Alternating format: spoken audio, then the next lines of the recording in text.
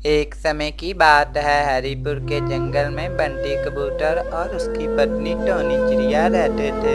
उनके दो बच्चे थे, बेटे का नाम चिंकू चिड़ा और बेटी का नाम चिंकी चिड़िया। बंटी कबूतर और टोनी चिड़िया मेहनत मजदूरी करके अपना और अपने बच्चों का गुजारा कर रहे थे। एक दिन बंटी कबूतर और उसकी पत्नी टोनी चिड़िया अपना काम खत्म करके घर आ रहे होते हैं कि उन पर एक चील हमला कर देती है और उन दोनों की वहीं मौत हो जाती है। चिंकू और चिंकी पे अब कहर बरस चुका था, क्योंकि उनके सर से उनके माँ बाप का साया हट चुका था।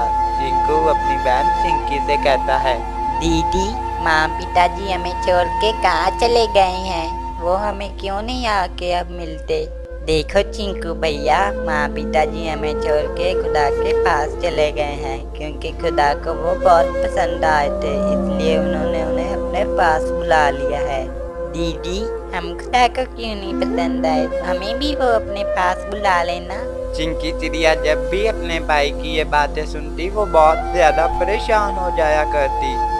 अब इसी तरह ही कुछ दिन और गुजरते हैं और चिंकी और चिंकू के घर का सारा राशन खत्म हो जाता है।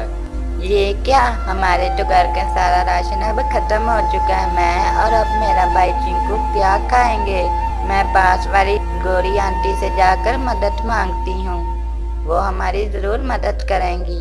फिर इसके बाद चिंकी चिड़िया उड़ती हुई गोरी कौवी के पास जाती है और उससे मदद मांगने लगती है।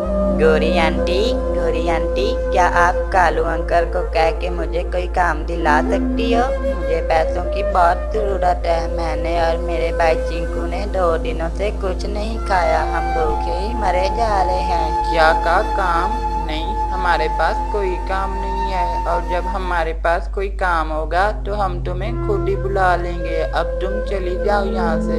ऐसा कह के गोरी कौवी बेचारी चिंकी चिड़िया को इनकार कर देती है और इसके बाद फिर चिंकी चिड़िया उड़ती हुई घर चली जाती है। घर पहुँचते ही टोनी चिड़िया का भाई चिंकू उससे कहता है, दीदी, मुझे खाना दे, भूख की वजह से मेरे पेट में बहुत ही ज्यादा दर्द हो रहा है। प्लीज दीदी, मुझे कोई खाना दो अभी। चिंकी चिड़िया भी अपने भाई की बात सुनकर रोने लगती है। चिंकू चुप हो जाओ, मैं अभी बाहर से भीख मांग के तुम्हारे लिए कुछ खाना लेके आती हूँ, तब के लिए तुम रुको। इसके बाद टोनी चिड़िया भूख के मारे बार बाजार में भीख मांगने के लिए चली जाती है और वो उड़ते उड़ते जा रही होती है कि उसे वहाँ पर एक समोसों वाला ठेला नजर आता है। इसके बाद टोनी चिड़िया उस समोसे वाले के पास जाती है और उससे भीख मांगने लगती है।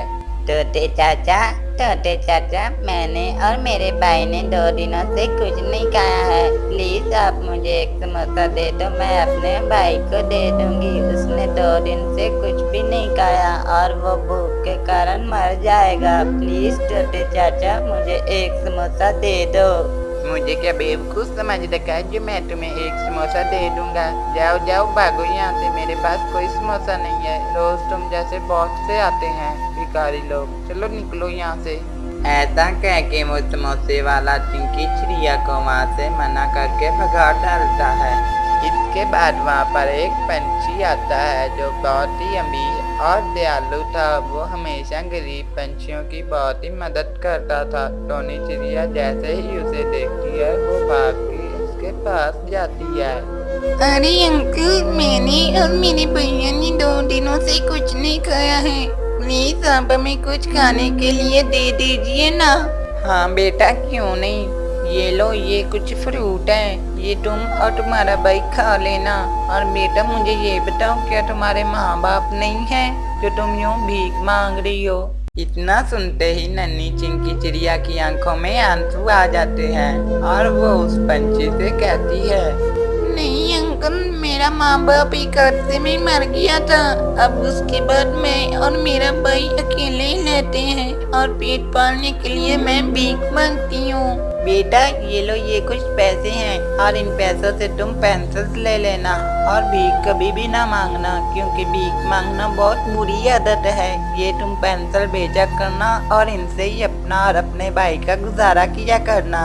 पैसे पाकर चिंकी चिड़िया बहुत ही ज़्यादा खुश हो जाती है और वो वहाँ से सीधा उठकर अपने घर चली जाती है। घर पहुँचते ही उसका भाई चिंकू उससे कहता है, दीदी दीदी, क्या तुम मेरे लिए खाना लेके आई हो? मुझे बहुत ही ज्यादा भूख लगी है। प्लीज दीदी, मुझे जल्दी से खाने दो। हाँ भैया, मैं तुम्हारे लिए फल लेके आई हूँ, ये लो, तुम इन्हें खा लो। और अब हमें कभी भी भूखा नहीं रहना होगा, क्योंकि मैं अब अपनी पेंसिल बेचने वाली हूँ।